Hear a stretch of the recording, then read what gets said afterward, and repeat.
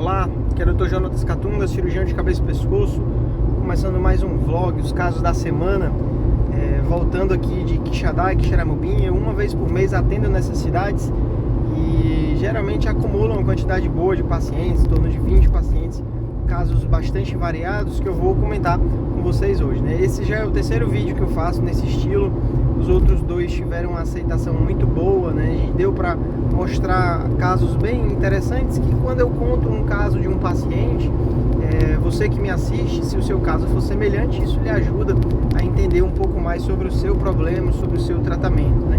E às vezes um exemplo de um caso ajuda você a entender que é importante saber sobre os problemas de saúde para compartilhar esse vídeo, mandar para outras pessoas, porque às vezes a informação certa ela faz toda a diferença, né? Começando já por um caso que eu atendi hoje, de uma moça jovem, 30 e poucos anos, que começou a engordar, começou a ter uma falta de energia, falta de disposição, que ela não sabia o motivo, mas com muita luta ela achava que era o problema de colesterol, achava que era por causa do trabalho, né? Até que faltou energia de um jeito que ela não conseguia mais ser a mesma, né? Não conseguia trabalhar, até que finalmente foi ao médico, fez os exames e veio o maior exame de TSH, não de TSH não, mas principalmente o maior, o T4 livre mais baixo, TSH de 137, T4 livre de 0,2. Então, exames mostrando um diagnóstico bem claro de hipotireoidismo, né? Hipotireoidismo muito intenso. Ela me mostrou uma foto da época, né? O rosto quase redondo por conta do edema, da retenção de líquido, né? Ela em 2 meses emagreceu 8 quilos por conta justamente do líquido, né, acumulado. Então, assim, hipotireoidismo é uma doença muito comum, principalmente nas mulheres, mas também pode acometer os homens. É uma doença que o tratamento é relativamente simples. O paciente precisa tomar uma medicação todo dia porque a tireoide parou de funcionar. Então, se ela parou de funcionar, todo dia você tem que tomar o hormônio para não ter justamente a deficiência desse hormônio, que é muito importante, né? Às vezes a pessoa acha que é estresse, né? Ao invés de ir ao médico fazer um check-up, né?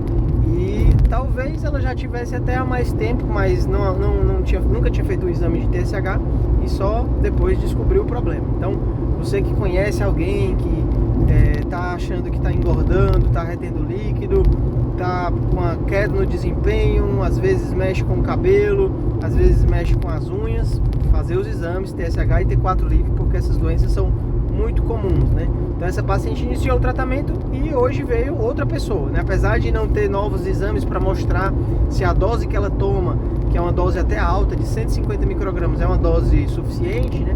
Ela já estava muito bem. Então a dose, pessoal, às vezes eu tenho algumas pessoas de vocês têm muita dúvida sobre qual é a dose para uma pessoa de tantos quilos, ou qual é o valor qual a dose para uma pessoa que tem um TSH X, né, um valor específico, né? Essa dose, existem até algumas fórmulas que ajudam, mas a dose ela é utilizada meio que de uma forma empírica, dependendo da intensidade inicial do caso. Por exemplo, essa paciente, né? Se eu fosse o primeiro médico, não fui o primeiro médico, mas se ela chegasse para mim com um TSH de 137, T4 livre de 0,2, muito baixo, eu já iniciaria uma dose de 100 microgramas.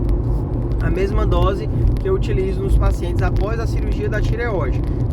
Para uma pessoa que não tem mais a tireoide, a dose do hormônio é em torno de 1,5 micrograma por quilo de peso. Então, uma pessoa de 70 quilos, arredondando, dá 100 microgramas, né?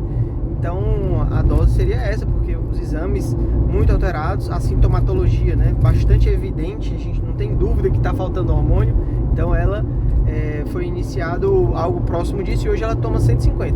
Mas depois que você inicia a dose, essa dose ela vai ter que ser reavaliada após 2 meses. Fazer o exame de TSH para detectar como foi a queda, né? Então começou 137, depois de 2 meses esse TSH ele vai cair para valores próximos dos valores de referência, que a gente espera que já esteja dentro dos valores de referência.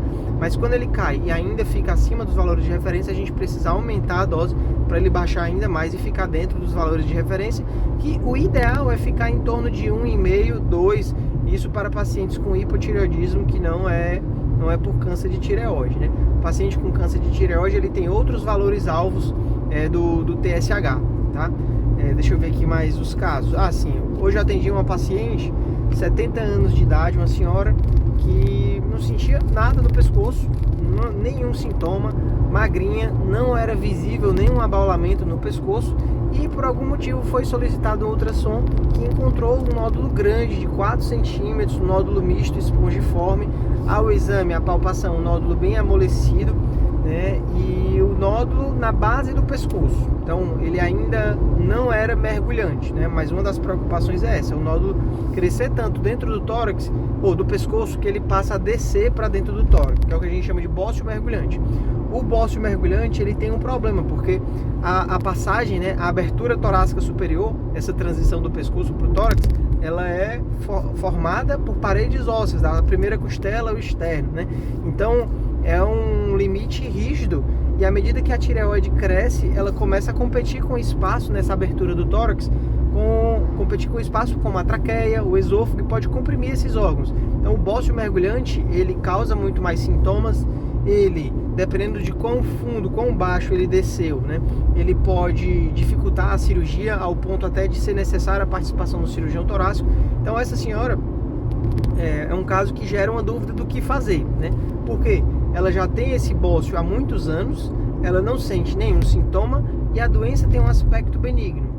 Mas, por outro lado, se pensar na cirurgia, ela tem insuficiência renal crônica, né? Eu calculei a creatinina já alterada, o clearance de creatinina 32, mostrando que ela já está com um estágio avançado de insuficiência renal. E qualquer cirurgia nessa idade, 70 anos, com problema renal, o risco é considerável, né? Porque da mesma forma, se os rins estão ruins, talvez o coração também, talvez as carótidas também, né? Então é uma cirurgia que pode ser arriscada para tratar algo que não parece ser arriscado. Então, das duas opções para esse caso, poderia acompanhar, poderia operar, né? A gente decidiu por acompanhar e em 6 meses vamos ver se esse nódulo cresceu ou não, se tem qualquer evidência dele ser mergulhante, né? A garganta seca, entendi muita gente falando muito, desculpa. Outro caso interessante, hoje eu atendi muitos pacientes com câncer. Eu acho que dos 20 e poucos pacientes que eu atendi, quase metade era câncer de tireoide. Um caso interessante tem relação com a tireoglobulina. Então a paciente operou em 2019, setembro de 2019, fez tireoidectomia total por conta de um carcinoma papilífero de 1,2 centímetros. Não havia nenhum fator de agressividade, sem invasão angiolinfática, sem extensão extratireoidiana, sem linfonodo acometido, mas por conta da idade foi indicado realizar a iodoterapia complementar, né? Na iodoterapia, antes da iodoterapia a gente faz o TSH estimulado, quer dizer, TSH sem a medicação, né, para ver quão alto ele estava. Então ele chegou a 150 durante um mês que ela ficou sem tomar a medicação. Isso fez o TSH subir para 150 e a tireoglobulina estimulada veio zerada, o que é ótimo, quer dizer que antes da iodo já não havia nada de tecido produzindo tireoglobulina, né? A iodo foi feito sem miliquiri, teve captação satisfatória, né, na região do pescoço. E desde então, desde antes da iodo, ela já tinha a tireoglobulina zerada, até atualmente a tireoglobulina sempre zerada. No exame que ela fez 3 meses atrás, em novembro, veio uma tireoglobulina 0,4. Então, pela primeira vez, a tireoglobulina se alterou. E ela, assim, é comum o paciente já olhar os exames antes do médico, né? O paciente já vem com muita ansiedade, achando que a doença recidivou. Mas uma paciente que durante 2 anos de segmento, inclusive na época da iodoterapia, a tireoglobulina sempre foi zerada, você precisa sempre duvidar, né, do exame, né, ao invés de duvidar da doença. Então a gente nunca toma decisões, né, baseadas apenas em um único exame, né? O exame de ultrassom não foi encontrado nada, só essa tireoglobulina que subiu numa paciente que nunca teve nenhuma alteração na tireoglobulina. Então a conduta foi: repita essa tireoglobulina, não mexe a dose, não faz nada. E aí quando repetiu, ela mostrou hoje zerada, né? Então a tireoglobulina zerada, quer dizer, tem lá o gráfico, né? Eu acompanho, eu tenho um formuláriozinho que eu imprimi e entreguei a ela, tem lá todas as tireoglobulinas zeradas, aí uma 0,4 e a última agora zerada, menor do que 0,2. Então um caso muito favorável, provavelmente foi algum erro laboratorial, né? Não dá para entender por que esse exame veio 0,4, mas o que a gente sabe é que a chance dessa doença voltar ela é baixíssima. Então a gente pode considerar que essa paciente está livre do problema, né? Outro caso de câncer que eu atendi, na verdade foram 2 casos, que são 2 irmãs. Uma descobriu um câncer de tireoide já com abaulamento no pescoço, uma lesão endurecida, e já com metástase lateral desse câncer de tireoide. Então vai se organizar para fazer a cirurgia, carcinoma papilífero de quase 3 centímetros, né, com metástase para o nível 3. Essa paciente, ela fez a punção do linfonodo, veio negativa, e no hospital do SUS que ela iria fazer a cirurgia, a conduta seria fazer a tireoidectomia total e na hora esvaziar se esse linfonodo era acometido ou não, né? E aí a paciente me descobriu na internet e marcou uma consulta comigo para conversar sobre o caso dela, né? Então, vendo os exames, ao exame de ultrassom, o nódulo metastático, ele era muito suspeito, esse que a punção veio negativa, e ao exame físico ele era palpável. Então todo paciente de câncer de tireoide que tem linfonodos laterais palpáveis, esse paciente a gente sabe que é uma doença que tem uma agressividade um pouco maior, ou que teve muito tempo para crescer, mas a gente presta mais atenção nesses casos, porque se tem uma metástase lateral, existe o risco de já ter acometido todo o nível central, o nível 6, até chegar na lateral, né? Mas pode ser um skip metástase, pode ir do polo superior, por exemplo, né, um nódulo do polo superior, direto para a lateral. Mas achei prudente, antes de pensar na cirurgia, fazendo a tireoidectomia e investigando o linfonodo, ela repetiu a punção. E aí ela repetiu a punção e veio positiva para o carcinoma papilífero. Então agora ela tem um exame, um documento comprovando que ela tem realmente uma metástase lateral, e aí ela vai passar no hospital do SUS para realmente atualizar a equipe, né, para que a cirurgia seja feita logo completa. Em uma cirurgia só, remova tudo, tireoidectomia total com esvazamento cervical central e lateral para resolver o problema.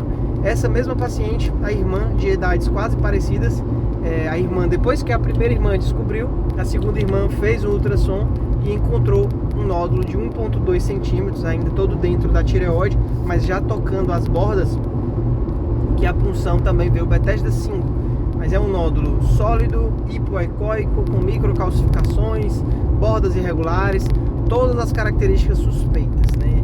E o TIRAD 5 e vem um Bethesda 5, esse nódulo ele tem uma alta probabilidade de ser câncer, e aí para essa paciente tem duas opções de cirurgia: cirurgia parcial, já que do outro lado não tem nada, só que um nódulo assim, numa paciente que tem uma irmã que teve câncer de tireoide com metástase para os linfonodos, né, é questionável a gente fazer cirurgia parcial, porque o nódulo já está tocando a borda da tireoide, existe uma chance considerável de, ao fazer a cirurgia, descobrir que tem extensão extratireoidiana, o nódulo já saindo da tireoide, né, câncer invadindo os tecidos ao redor.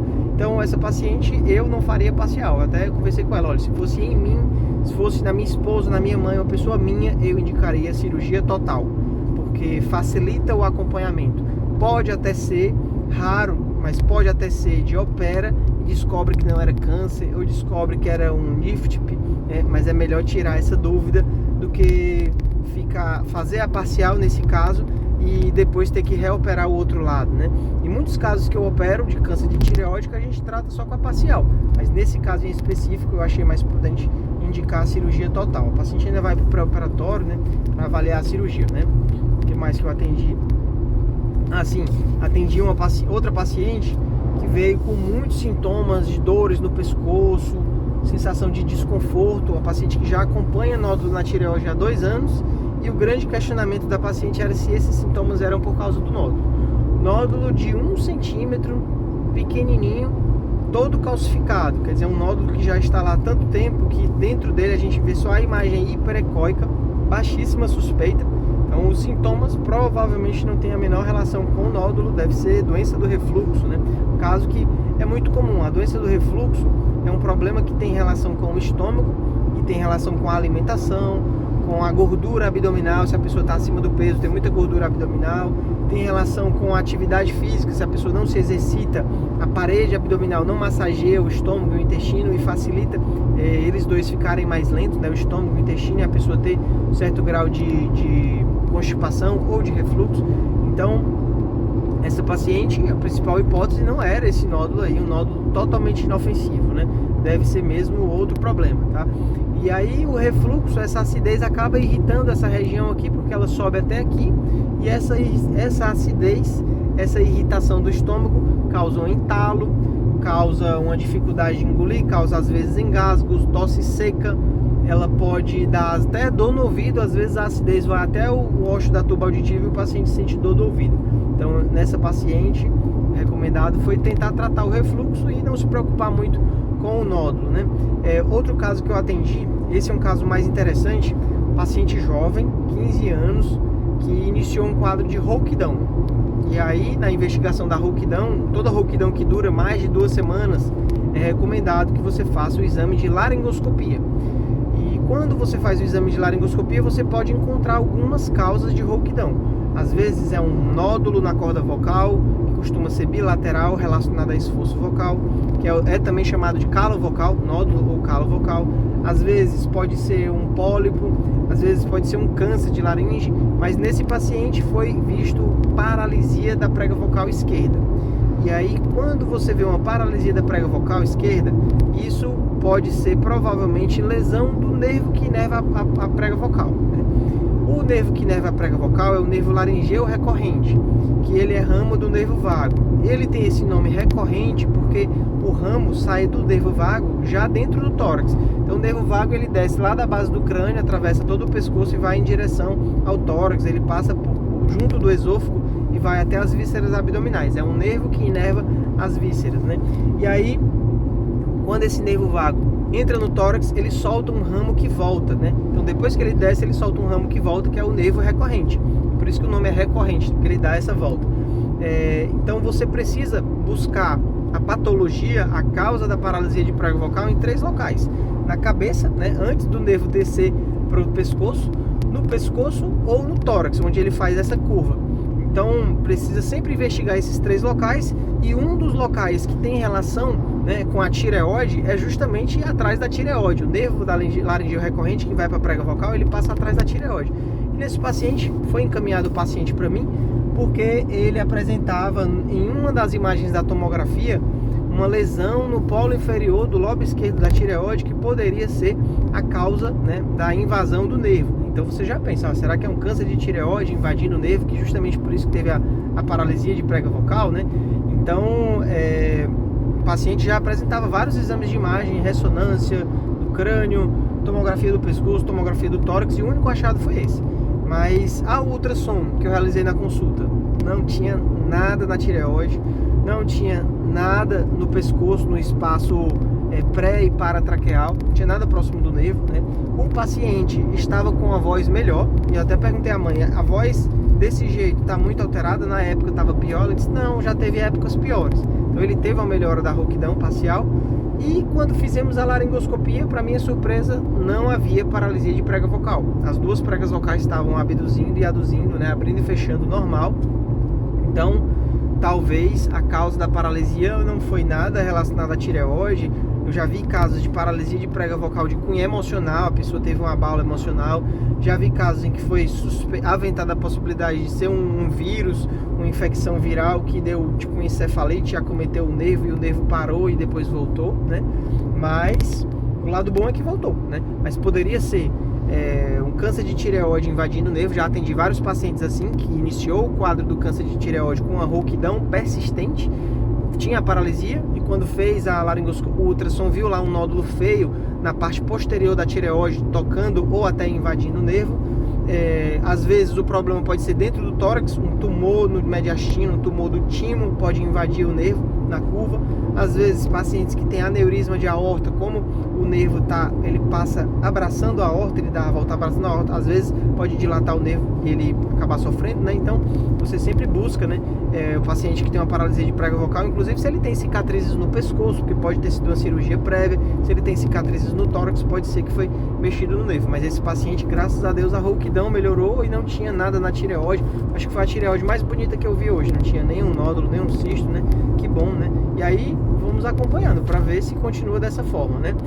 Outro caso interessante que eu vi hoje, agora tem uma cola aqui, porque são tantos casos e eu vou anotando sempre que eu atendo um caso bom para contar para vocês, né? Atendi uma paciente que eu já acompanho de nódulos na tireoide, paciente com não chega a ser um bócio multinodular, porque não é bócio, a tireoide está dentro do normal, mas apresenta vários nódulos. Um desses nódulos, quando eu vi a imagem do ultrassom, eu achei que o nódulo parecia ser posterior à tireoide, não fazer parte da tireoide, mas sim estar por trás da tireoide, que é a localização da paratireoide. E aí solicitei os exames, né, de cálcio, PTH, e veio lá um cálcio 11,7. O normal do cálcio é até 10,5. Então o cálcio 11,7 e um PTH de 118, que o normal é até 88. Isso confirma o diagnóstico de hiperparatireoidismo.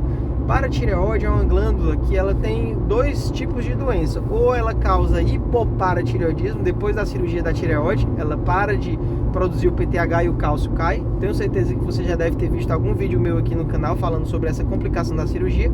E ela tem uma doença contrária, que é o hiperparatireoidismo. É uma doença silenciosa, que ela causa pedra nos rins, ela causa osteoporose. O hiperparatireoidismo existe às vezes, né? Porque esse caso foi diferente. Mas em geral, que a causa mais comum é um tumor da paratireoide. Ela produz o PTH e o PTH tira o cálcio dos ossos para jogar na corrente sanguínea. Então o paciente fica com excesso de cálcio no sangue, né, no exame laboratorial.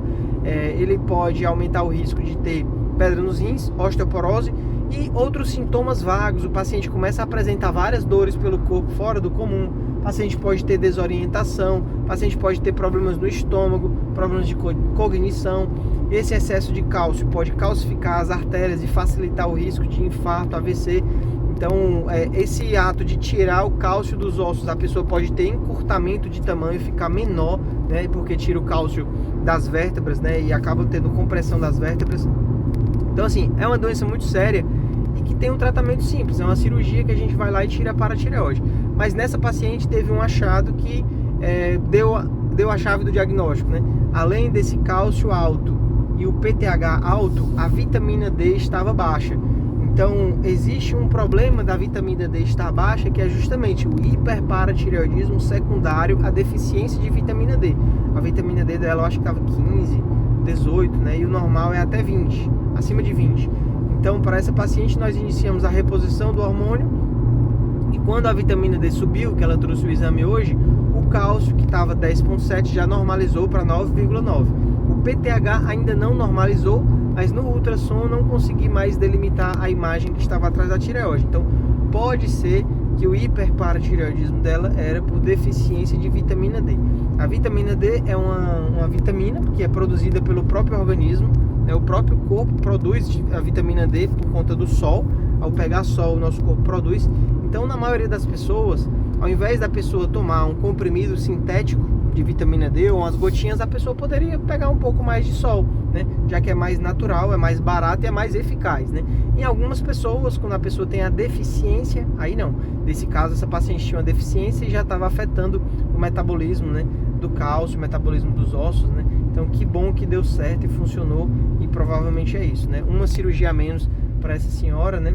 Porque também outro problema, às vezes a cirurgia não é fácil. É só ir lá e tirar a paratireoide, mas às vezes você não encontra a paratireoide. A paratireoide ela é muito pequena, então às vezes o cirurgião faz a cirurgia, tira um tecido, quando chega o resultado da biópsia descobre que o que ele tirou não era paratireoide, era só gordura. Às vezes acontece, então precisa tomar muito cuidado para que isso não aconteça, né? Existem algumas técnicas para evitar que isso aconteça, mas é algo que pode acontecer na cirurgia. Deixa eu ver aqui mais algum caso. Outro paciente que eu atendi hoje é uma paciente que veio para mim e é algo que no começo eu me incomodava, mas hoje em dia eu aceito e atendo da melhor forma possível. Eu sou cirurgião de cabeça e pescoço. A cirurgia de cabeça e pescoço é uma especialidade que trata os tumores malignos e benignos da região da cabeça e pescoço. Então, quando chega um paciente com dor de cabeça, dor no pescoço, que é uma dor de cabeça em geral do tipo tensional, nessa região aqui, né, não é um paciente muito adequado para o cirurgião de cabeça e pescoço, porque não é um caso cirúrgico, não é um caso que eu trato essa doença, né? Geralmente cefaleia, dor de cabeça é um problema que quem trata esse problema é o neurologista. Mas a paciente veio para mim. No começo, assim que eu virei cabeça e pescoço, eu ficava incomodado. Mas hoje em dia eu sei que eu sou médico. Então, antes de ser um cirurgião de cabeça e pescoço, problemas simples, casos mais fáceis e iniciais, eu consigo resolver, tratar muito bem, né? E graças a Deus eu posso ajudar muitos pacientes. Então, essa paciente, o problema bem claro, né? Uma professora com muita dor de cabeça nessa região aqui, a dor de cabeça em aperto, dor de cabeça na fronte. Esse tipo de dor de cabeça, ela tem relação com a musculatura da cabeça e pescoço. Aqui nessa região, a gente tem um músculo chamado occipito frontal. É um músculo que vem desde o osso frontal até o músculo occipital. Ele dá toda essa volta na cabeça e é o músculo responsável por esse movimento de franzir a sobrancelha. Então, acaba que até esse músculo, quando a pessoa está muito preocupada, é um músculo que fica mais tenso e ele pode dar dor de cabeça quando ele fica tenso. O músculo é tipo uma corda, quando ele fica mais tenso, ele fica rígido e pode causar compressão e causar a dor. Da mesma forma, outro músculo envolvido nesse tipo de dor de cabeça é o músculo trapézio. O músculo dessa região aqui da nuca, ele vem desde aqui do ombro até aqui a nuca. Quando ele fica rígido, ele puxa aqui a região da nuca e a pessoa sente a dor de cabeça. Esse tipo de dor de cabeça, ela tem relação direta, eu costumo dizer, é como se acendesse uma luz amarela. Igual no carro, aparece uma luz amarela aqui no painel, isso indica que tem algum problema, né? Essa dor de cabeça indica que tem algum problema, o seu corpo percebeu que você não está legal.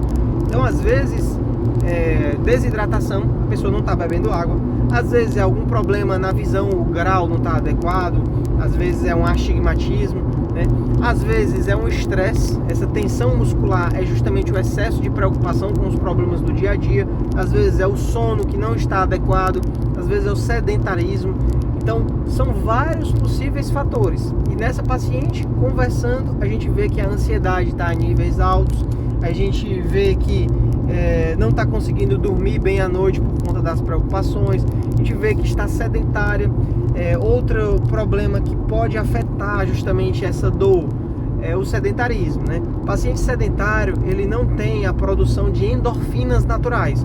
O nosso corpo, quando a gente se exercita, quando a gente faz uma caminhada, uma corrida, uma musculação, o corpo libera endorfinas, que são analgésicos produzidos pelo próprio corpo. Então, essa pessoa que tem a rotina de fazer exercícios, ela tem menos dor no corpo do que a pessoa que está totalmente sedentária, porque a pessoa que não tem essas endorfinas é como se o limiar para a dor ficasse mais baixo. Então, a pessoa sente mais dor do que as outras pessoas. E o outro fator envolvido a musculação, a musculatura, é que o braço, ao longo do envelhecimento, quando a mulher passa dos 50 que perde massa muscular, o braço ele fica mais pesado, então força mais essa região aqui. Então vai sentir dor também, mais um motivo, né? Então, para essa paciente, prescrevi um relaxante muscular para aliviar os momentos de dor, já que a dor tem relação direta com a tensão muscular. Prescrevi um antidepressivo para ajudar no controle da ansiedade crônica, né? E eu acho que foi isso, né? O principal para a dor de cabeça tensional, né? Em geral, o que o paciente mais precisa, além das medicações, é cuidar dos problemas e cuidar da saúde. Às vezes a pessoa se perde cuidando dos outros, né? Às vezes a gente tem um filho, um marido ou os pais e a gente está muito preocupado, até um negócio, né? Uma empresa, alguma coisa, um projeto, e você se doa tanto, você se dedica tanto àquilo que esquece de se cuidar. Sendo que você tem que se cuidar, ninguém vai fazer isso por você e você precisa se cuidar para ter mais energia e disposição para ajudar os outros, para continuar se doando. Você também tem que dar uma pausa para se cuidar. E o cuidado, o autocuidado, né, ele envolve justamente atividade física, alimentação, os cuidados com a saúde mental, o sono, né? Tudo isso é algo que as pessoas precisam buscar mais para ter mais saúde. Mas hoje em dia a gente vê muitas pessoas querendo atalhos, usando um chá para emagrecer, que lá na frente ataca o fígado, usando substâncias que não são controladas, né? Caem na lábia de vendedores que dizem que aquilo dali é milagroso, resolve vários problemas. Tome muito cuidado com atalho, né? Você quer emagrecer? O caminho ele não é fácil, você passou muitos anos engordando, né? Mas às vezes a pessoa que tem alguma condição financeira, ela acha que consegue, com dinheiro, consegue comprar algo que não pode ser comprado. Saúde não pode ser comprado. Esses dias eu postei uns stories exatamente sobre isso, né? Quem é mais rico é quem tem dinheiro, tempo, felicidade ou saúde, né? Na minha visão é bem claro, saúde. Perca a sua saúde, você não consegue mais dinheiro, nem tempo, nem felicidade, né? A saúde ela é muito séria, né? E as pessoas não cuidam na hora que é para cuidar. A pessoa deixa para cuidar muito mais na frente, né? Eu estou mudando aqui de estrada, chegando agora na BR-116. Então, conselho que eu dou é esse: comece a cuidar desde agora, porque depois que você perder, não tem mais como voltar atrás, né? Essa postagem que eu fiz, para quem não entendeu a referência, na imagem lá tinha o Steve Jobs, o homem que inventou o iPhone e que inventou o smartphone. Então é graças a ele que eu estou conseguindo gravar esse vídeo aqui no carro, porque os celulares antes do Steve Jobs era aquele celular tijolão, celular que só tinha o jogo da cobrinha e uma lanterna. Então, graças a ele, a gente tem hoje em dia essa tecnologia, e ele, sendo um dos homens mais ricos do mundo, morreu de um câncer de pâncreas. Nem tendo todo o dinheiro, conseguiu protegê-lo, né? Então, ao mesmo tempo, outra reflexão que veio à minha mente, né? Se mais rico é quem tem saúde, e hoje eu tenho saúde, quer dizer que eu sou muito rico. Mas muitas pessoas não se sentem felizes por estar, né? Não percebem, não são gratas pela saúde que elas têm hoje em dia, né? Quando você imagina que existem pessoas que nem sequer conseguem falar porque tem algum problema, que estão respirando com um traqueóstomo, que não podem comer uma refeição. Eu já tive pacientes que o sonho do paciente era voltar a comer pela boca, porque teve um trauma no esôfago, tirou todo o esôfago e ele não podia mais comer pela boca. Então, para ele, o grande sonho era poder comer. E até que foi feita a cirurgia, graças a Deus ele se recuperou e voltou a comer pela boca. Então, até algo simples como isso, falar, comer, ouvir, enxergar, essas pequenas coisas que é básico, a gente acorda e dorme e não percebe quão valioso, né, é tudo isso, esses pequenos detalhes, né? Então fica a dica aí, a reflexão, né? Cuidem da saúde. Saúde é essencial e você pode investir em ganhar saúde. Às vezes a pessoa pensa que precisa gastar muito dinheiro em exames, em médicos, mas você pode vestir uma camisa, calçar um tênis e caminhar, né? Fazer um exercício. Hoje em dia aqui no celular, do mesmo jeito que você está assistindo um vídeo meu gratuito no YouTube, tem vídeo gratuito no YouTube de tudo que é tipo de médico, que você pode pegar informações relevantes sobre saúde, informações sobre como fazer os exercícios, como fazer alongamentos para essa região, fazer yoga. Então, em parte, você consegue de maneira gratuita se exercitar e ter mais saúde, né? Tá? Então, eu falei demais, eu tenho aqui meia hora de vídeo. Eu gosto de gravar esses vídeos. Nos primeiros que eu fiz, as pessoas ficaram preocupadas com a minha segurança, mas se eu não tô aqui falando com vocês, eu tô aqui dirigindo sozinho, e às vezes vem um sono, fica um sono aqui, a estrada muito monótona, porque a estrada é uma linha reta, né? Mas agora não, agora graças aos vídeos eu fico mais esperto, né? Mais ligado. E é isso, eu espero ter ajudado. Se você gostou desse vídeo, já deixa aí nos comentários, compartilhe, curta. Se Deus quiser, semana que vem tem mais.